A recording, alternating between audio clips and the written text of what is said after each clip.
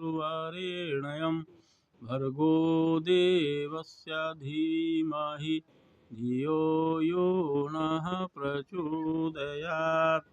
वंशी विभूषितकरान्नवनीरदाभात् पीताम्बरादरुणबिम्बफलाधरोष्ठात् पूर्णेन्दुसुन्दरमुखादरविन्दनेत्रात् कृष्णात् परं किमपि तत्त्वमहं न जाने।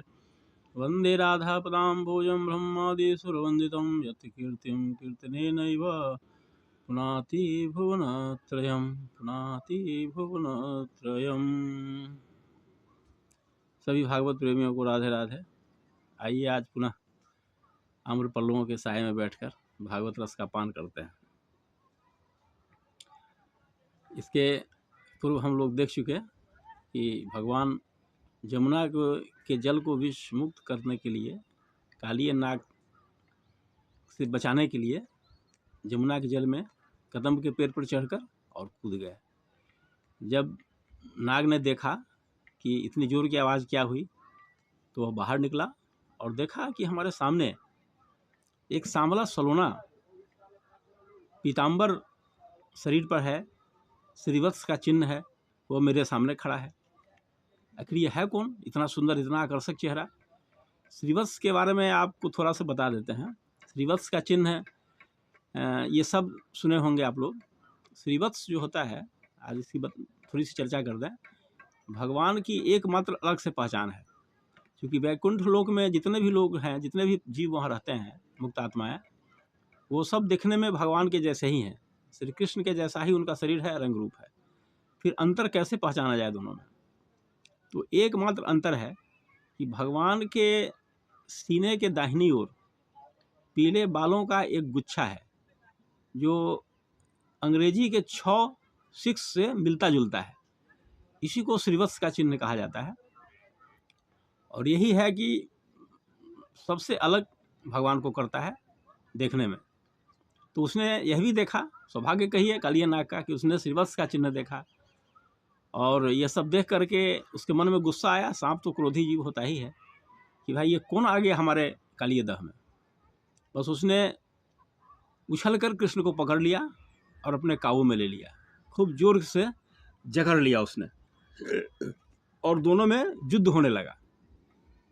इधर ग्वालवाल जब देखे कि अरे कृष्ण तो कूद गया, इतना विशाला नाग उसको पकड़ लिया है, उसकी बाहों में जकड़ लिया है नाग ने अपने फनों से, तो सभी बालक इतने घबराए कि लगा कि अब कृष्ण को बचाना बहुत मुश्किल काम है।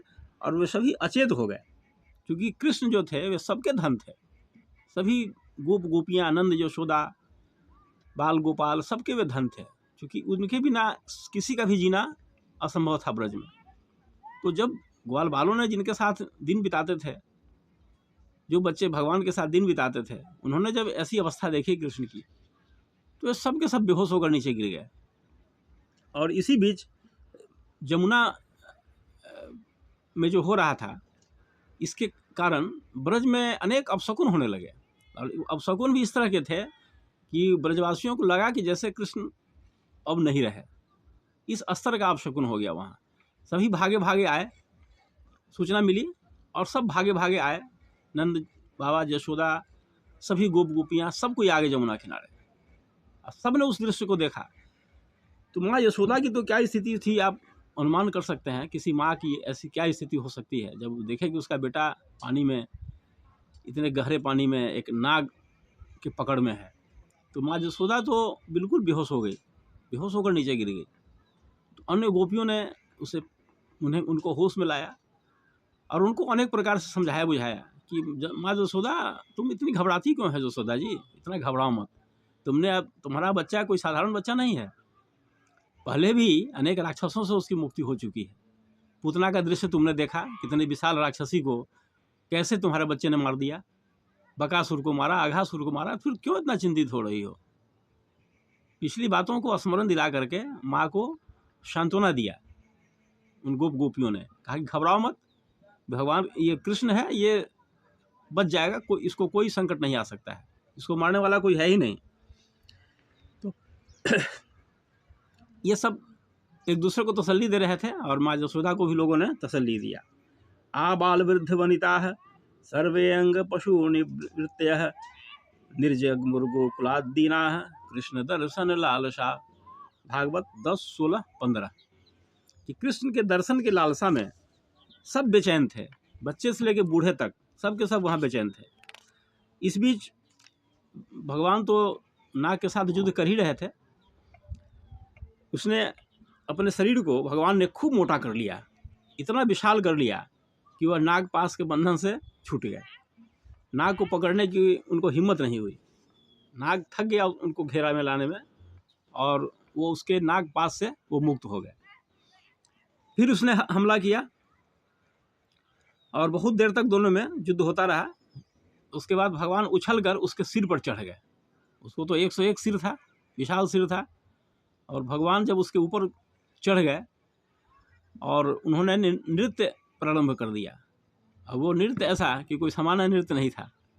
जब इस नृत्य की सूचना जब ब्रह्मांड भर में फैल गई कि भगवान अनंत कोटि ब्रह्मांड नायक अपने लीला के क्रम में कालिया नाग के सिर पर सवार होकर के नृत्य कर रहे हैं, जब ये सूचना अन्य लोगों को गई तो सभी देव देवता वहाँ आए, गंधर्व आए, सब कोई आए वहाँ गाजे बाजे के साथ, और वहाँ सबने नृत्य करना शुरू कर दिया। भगवान के साथ सभी देवताओं ने नृत्य करना शुरू कर दिया, और उनके पैर के चोट से कालिया नाग के सिर से खून गिरने लगा। वह खून का छींटा जब भगवान के पैर पर पड़ा तो ऐसा लगता था कि जैसे कालिया नाग ने पुष्प चढ़ाकर भगवान की पूजा की हो, ऐसा दृश्य लग रहा था।